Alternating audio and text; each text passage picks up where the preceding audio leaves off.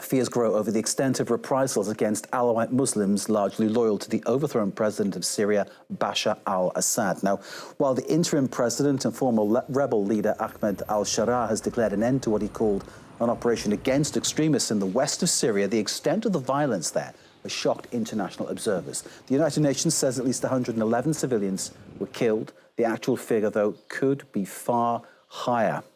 Well, let's bring in Thameen al-Kheetan, who put the report together. He's the UN spokesperson for the High Commissioner for Refugees. Thameen, good evening to you. Summary executions, is that what we've been seeing in the west of Syria? Thank you, Mark. And if I may, I am the spokesperson for the High Commissioner for Human Rights, in fact. Yes, the reports continue to emerge. The situation is very distressing still. The operation officially, the security operation has ended officially yesterday, but there are still intermittent clashes in rural areas in the coastal region of Syria. As we speak, I have been told that our colleagues have verified 125 civilian killings during these days, but of course the process of verification is still ongoing, and the actual number of people killed is believed to be much higher. So we have documented cases of summary executions in very horrible accounts of unidentified armed individuals, members of armed groups who were allegedly supporting the caretaker authorities, and also elements associated with the former government. We have seen accounts of people telling us that the perpetrators were raiding houses, asking residents whether they were Alawite or Sunni before killing them or sparing them accordingly. And even some survivors have told us that many men were shot dead in front of their families.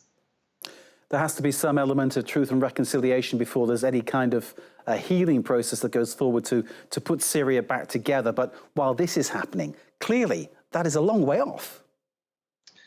Sure, and what is needed today for Syria, of course, transitional justice, accountability are pillars of what Syria needs today to go forward. But for what has happened in these recent days specifically, we welcome, of course, the announcement by the caretaker authorities of the formation of a committee, an independent committee to investigate what has happened. These investigations must be prompt, thorough, impartial, and independent. And the results of these investigations must be announced to the public. Those who are found to be responsible for violations must be held to account regardless of their affiliation, political affiliation or religious affiliation. And this should happen in line with international law, of course, because victims and their families have the right to truth, justice, and reparations. This is very important in order to avoid further inflaming tensions and damaging the social fabric of Syrian society.